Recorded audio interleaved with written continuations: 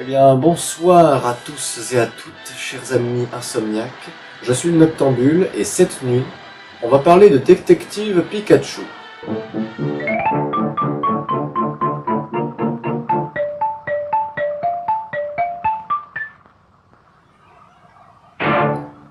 Alors, Détective Pikachu, c'est un film que je suis allé voir en salle un jour après sa sortie. Cool pour toi. Et...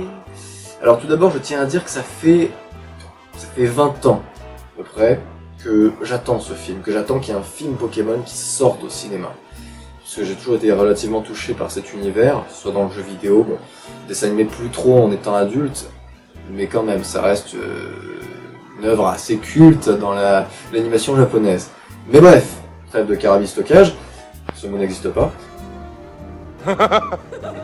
Détective Pikachu, qu'est-ce que j'en ai pensé? Eh bien, parlons déjà de l'histoire. Alors là, on part sur une histoire qui n'a rien à voir avec l'histoire classique de Pokémon, c'est-à-dire un jeune gamin veut devenir dresseur, il part à l'aventure, faire la chasse aux Pokémon, voilà, il est content, il va se battre contre des gens.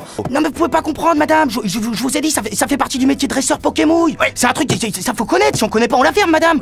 Et avec la Team Rocket, les deux connards qui servent à rien. Non, on n'est pas du tout là-dessus. J'en veux, Sacha, j'en veux. T'as dit je l'encule, transmission je l'encule.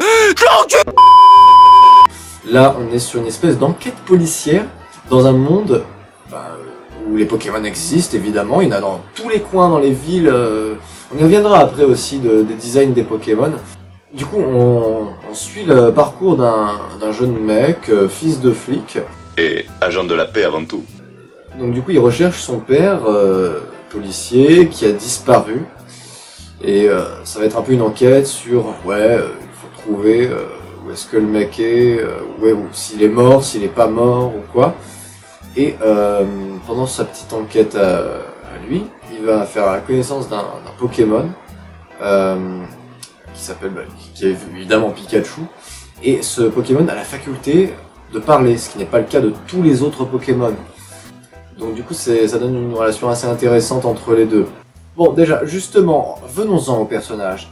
Alors, pour commencer, on a le personnage le plus intéressant, selon moi, est clairement Pikachu. Parce que, déjà, c'est un Pokémon qui parle avec le langage des humains, et je pense qu'ils ont contourné un petit piège en faisant ça. Parce que si jamais on aurait eu des pendant 2 heures, je pense que ça en aurait saoulé plus d'un. Oui, allez, continue. Sachant que c'est la voix de Ryan Reynolds en VO et c'est son doubleur officiel en VF, donc la voix de Deadpool, voilà. Et il donne une prestation assez correcte. Et on a un Pikachu justement qui est assez farceur. C'est un peu le flic désabusé et tout, genre hey Pikachu, alors qu'est-ce que tu bois aujourd'hui? Un café Johnson, noir comme ma vie. Pardon.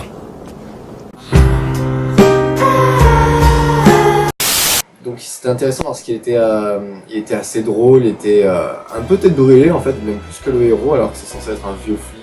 D'ailleurs dans ces blagues justement, il y a des blagues un peu pour les adultes, et il y a des moments où j'étais à la salle du cinéma qui était majoritairement composé de gamins, donc je me sentais extrêmement vieux. Voilà. T'es vieux, t'es moche, t'es sale. Et t'avais des blagues du genre, ils sont au taquet, Pikachu et le héros, d'ailleurs le héros je sais plus comment il s'appelle, ils sont là genre il faut vite qu'on retrouve Machine pour lui poser des questions, et Pikachu il fait ouais carrément, dès qu'on lui tombe dessus, dès qu'on la trouve on lui saute dessus, enfin pas au sens figuré évidemment, ouais. Moi j'ai entendu ça, j'ai fait what?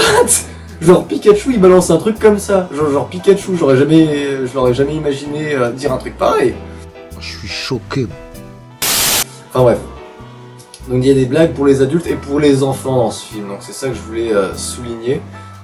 Voilà, c'est assez dissimulé, hein, les blagues un peu bizarres. Donc Pikachu est en soi un personnage assez attachant, genre il aime sincèrement le héros, quoi. Il est vraiment très attaché à lui, il va faire des efforts, il est très aimable, très gentil en général. Ça va aussi que ce personnage est amnésique, donc il ne sait pas ce qui est devenu le père du héros, qui justement est le dresseur de Pikachu, le flic qui a disparu. Il est devenu il était amnésique et Et donc du coup c'est ce qui justifie le fait qu'il ne se sert pas de ses pouvoirs, donc ses attaques électriques là. Il m'a envoyé une décharge électronique. Dans la plupart du film en fait, il s'en sert pas parce qu'il a oublié comment s'en servir. Alors c'est un peu con, je pensais que c'était instinctif chez un Pikachu, genre il sait marcher, il sait lancer des éclairs. C'est comme nous on sait faire des conneries ou juste parler, je sais pas utiliser ça. Bon, bref, tu m'as compris, vous m'avez compris. Je vous ai compris. Voilà. Donc du coup, en soi, ce personnage Pikachu est intéressant parce qu'il peut être aussi bien aimé des enfants que des adultes. Mais j'aurais aimé une petite prise de risque quand même avec ce Pikachu. C'est que, ok, Pikachu il est gentil, il était déjà gentil dans la série animée, il est toujours gentil, ok c'est la mascotte, mais ça aurait été peut-être, je sais pas, ça aurait été marrant une version un peu plus... je sais pas, Pikachu serait un peu un connard, genre Pikachu électrocute les gens mais pour se marrer, tu vois, Ah, c'est drôle. je sais pas, j'en sais rien, j'ai une connerie, je sais pas, mais c'est un peu trop léger, c'est un peu trop politiquement correct dans la totale. Je comprends, parce que c'est quand même très casual de base de faire un film Pokémon, mais je comprends qu'il n'y a pas beaucoup de prise de risque. Voilà. Bref, maintenant on va passer au héros, hein. Le héros. Donc le jeune mec, le jeune black, là, je sais pas c'est quoi son nom et tout. Et ben c'est un problème du film, c'est que je suis pas intéressé par ce mec. L'acteur est bon, c'est pas le problème. Mais le personnage il est un peu creux en fait. Tu me détestes parce que je suis black. Genre quand ça démarre, on entend que on comprend que le gars à la base il veut devenir dresseur Pokémon, il aime les Pokémon machin et tout. Mais suite à un accident, alors je sais plus s'ils l'ont expliqué dans le film ou pas, mais en gros, il y a un moment donné, il décide d'être rassureur et plus dresseur de Pokémon. Genre, il veut plus entendre parler des Pokémon, il n'aime pas ça. Et j'ai oublié pourquoi. Je sais plus trop pourquoi. Il y a une espèce de drama autour de ce héros, genre ouais, les parents ils étaient séparés, il faisait la gueule à son père, pourquoi on sait pas trop, mais il faisait la gueule à son père. T'es là genre... Oui, si tu veux, mais on s'en fout, quoi. Enfin, vous essayez de rendre le personnage attachant, mais c'est pas en lui faisant un passé tragique qu'il est forcément attachant. Et je le trouve pas attachant du tout, le héros. Enfin, il est pas mauvais, mais il est pas intéressant, il y a rien qui m'a... Ouais, j'aime bien ce mec, genre il est pas particulièrement drôle, pas particulièrement touchant non plus, Je sais pas, non, j'ai pas accroché au héros. C'est, il cherche son père, parce qu'il a un peu l'impression d'avoir foiré des trucs avec lui, donc il a pas envie, il a envie de recoller un peu les morceaux. Et voilà, et au fur et à mesure, en fait, il va évoluer avec Pikachu et il va retrouver son amour des Pokémon, enfin, qui se cachait à lui-même en vérité, et il va reprendre goût à l'idée de devenir dresseur. D'ailleurs, en parlant du héros, je voulais faire une petite aparté sur l'acteur. Bon, il est très juste, hein, je trouve, l'acteur. Mis à part sur les moments tragiques. Il y a des moments tragiques. D'ailleurs, ça, j'y reviendrai un peu dans les moments tragiques. Eh ben, il est pas ouf. Alors, je sais pas si c'est parce qu'il n'arrive pas à se dire qu'il y a une bestiole en image numérique à côté de lui. Je pense que non, je trouvais qu'il était assez bon en général. J'ai l'impression que Pikachu est vraiment à côté de lui, il est vraiment en train de lui parler, quoi. J'y crois.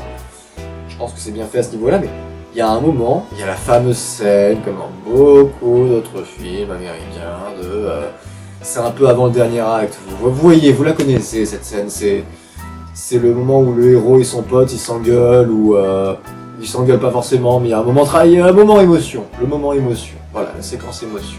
Bon. Très cliché, et à force, je vous avoue que ça me saoule un peu de voir ça à chaque fois, c'est vraiment genre des codes. Alors c'est très efficace, quand t'as vu ça 20 000 fois, ça fait vraiment genre on n'a pas d'imagination, et on reprend dans les vieux pots, on étale le beurre sur une tartine de 10 mètres. Et donc du coup, il n'était pas super convaincant dans les moments d'émotion, il y a un moment où il racontait un peu ce qu'il avait sur le cœur, genre il se confessait un peu à Pikachu. Enfin, il se confesse à Pikachu, c'est trop ridicule comme phrase. Tu sais, Pikachu, aujourd'hui, là, bon, avec ma copine, ça va pas trop, on a des problèmes d'érection, enfin, bref, voilà. Tu pousses le bouchon un peu trop loin, Maurice. Ouais, donc du coup, les moments d'émotion, ils étaient pas... Je sais pas, il était pas dedans. Il était pas dedans. Tu te calmes. T'auras beau lui mettre des gouttes dans les yeux pour qu'il y ait des larmes et tout, j'y croyais pas une seule seconde. Il y avait du mal, C'était peut-être pas la meilleure prise qu'ils ont gardée. Voilà. Et sinon, l'acteur était bon. Enfin bref, voilà. Allez, maintenant, passons à la fille. Alors, non, ce n'est pas Ondine. Tu te calmes, je te vois dans ton écran là, derrière ton écran. Ce n'est pas Ondine. Oh, hein, bon. Voilà.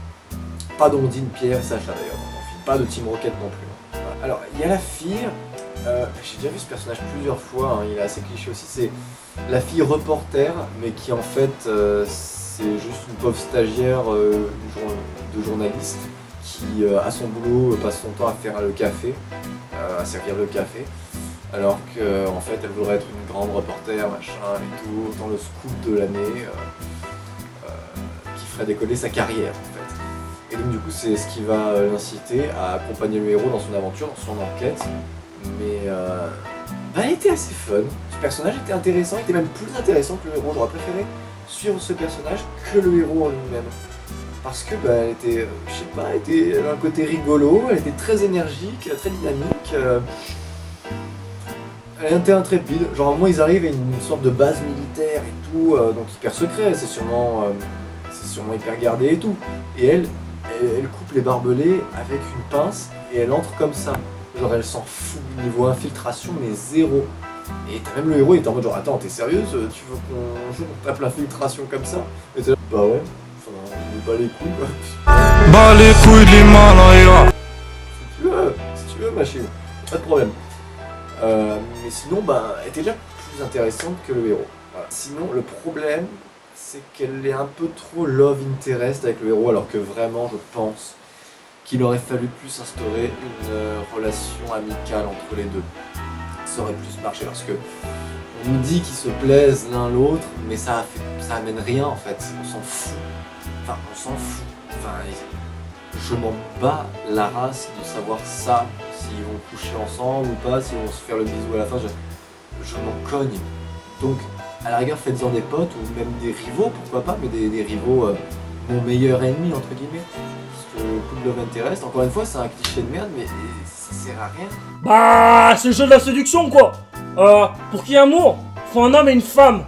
Le mâle et la femelle, c'est la bestialité primitive. C'est le pénis et le vagin. C'est le jeu de la conquête, quoi.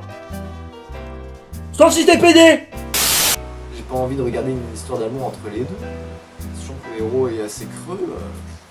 La fille est intéressante, mais pas non plus incroyablement développée. Mais intéressante. Donc, non, une relation amicale, ça aurait très bien pu le faire. Faut arrêter de toujours foutre de l'amour dans tous les sens. Alors, maintenant, en autre personnage, bon, il y en a d'autres, des personnages évidemment, mais j'essaie de parler de ceux qui ont la plus d'importance dans le film, à mes yeux.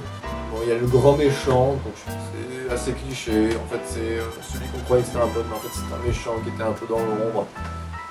Et voilà, son plan c'est de transformer les gens en Pokémon, parce que lui, il veut être un Pokémon pour recouvrir ses facultés et surtout être plus puissant qu'un être humain normal.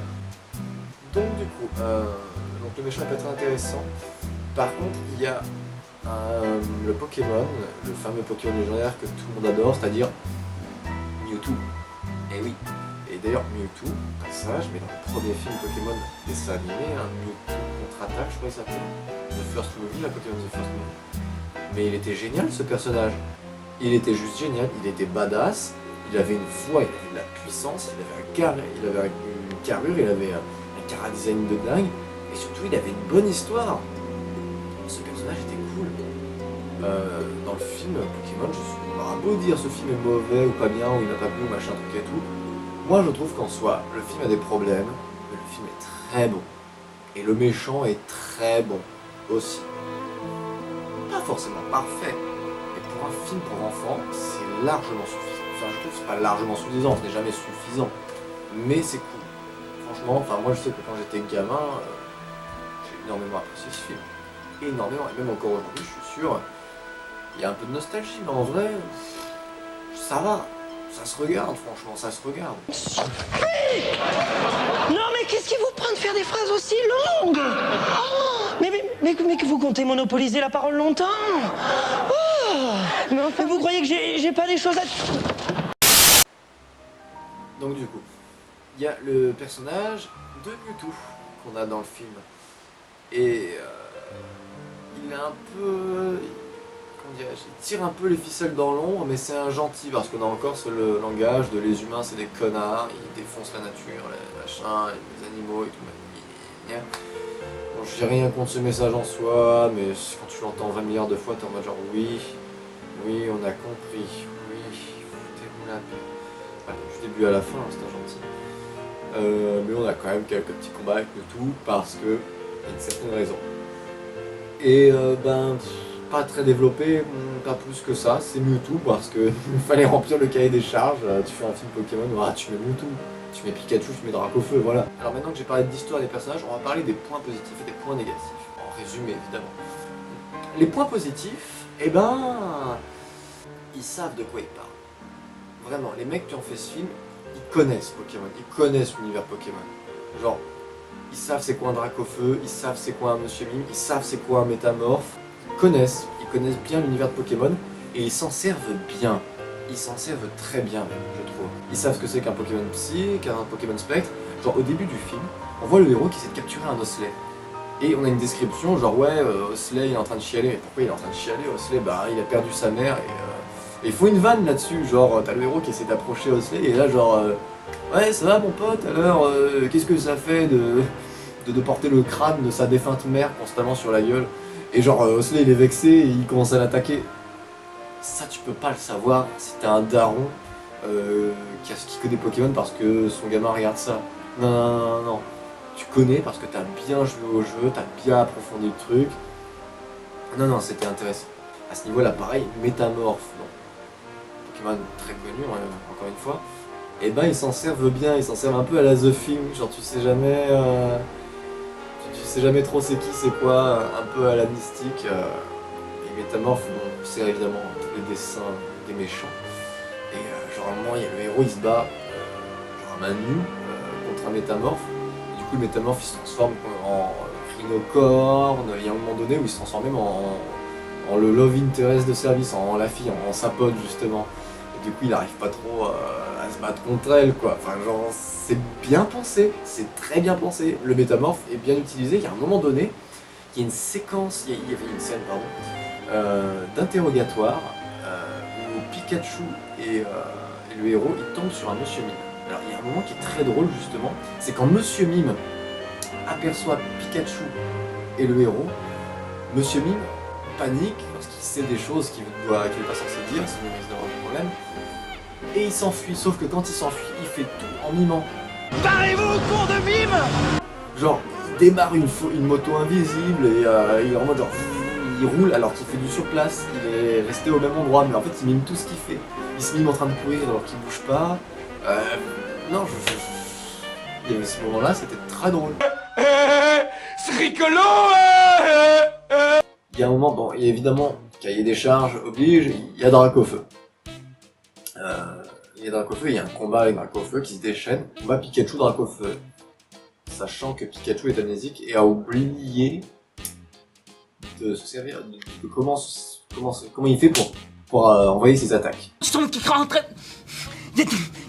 sais pas parler?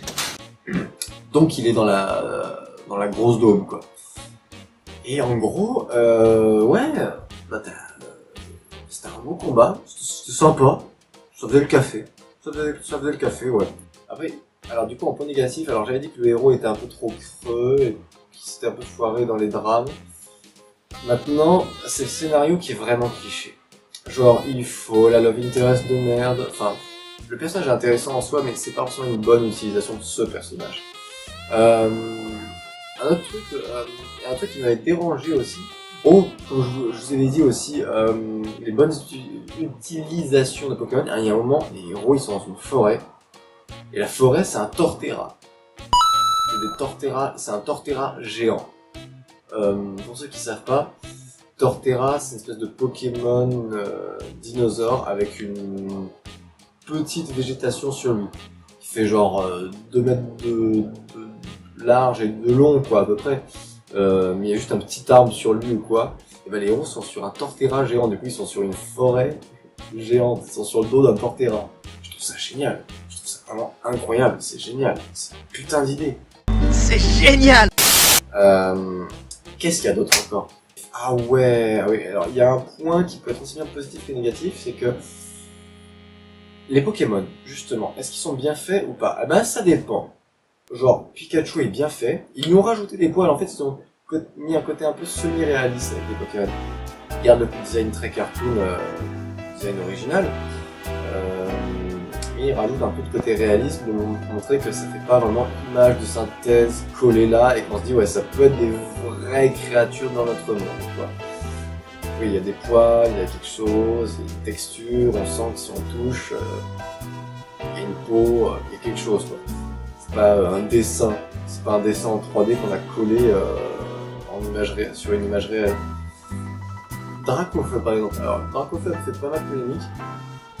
Moi, excuse-moi, mais il y a un dragon orange avec une queue enflammée. C'est Dracofeu, on va pas faire chier.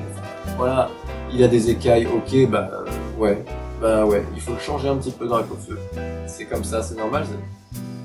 Sinon, ça aurait vraiment fait jeu vidéo en fait, s'ils auraient pas fait comme ça, je pense. Après, tu peux donner plusieurs essais, plusieurs idées de chara design. C'est peut-être pas forcément le meilleur design de Dracofeu en réaliste, semi-réaliste, mais en vrai ça passe. Par contre, Psycho Quack, fucking Psycho Quack, il est pas beau. Il est pas beau du tout. Parce qu'ils l'ont mis avec des poils et tout, un peu comme un canard, quoi, en fait, un vrai canard. Sauf qu'il est glauque, parce qu'il a des grands yeux. Alors, c'est rigolo dans le dessin animé parce que c'est un dessin animé, c'est cartoon qui a des grands yeux. Là, il a des grands yeux et il est un peu monstrueux. Enfin, il est glauque. Et il est assez teubé. Et je crois qu'il était comme ça aussi dans le dessin animé, il était un peu con. La gueule de con, man. L'homme à la gueule de con. Et ah oui, il y a un problème aussi. Ils disent leur nom comme dans le dessin animé. C'est-à-dire que tu vas voir un Osley, et ben Osley il va faire Osley.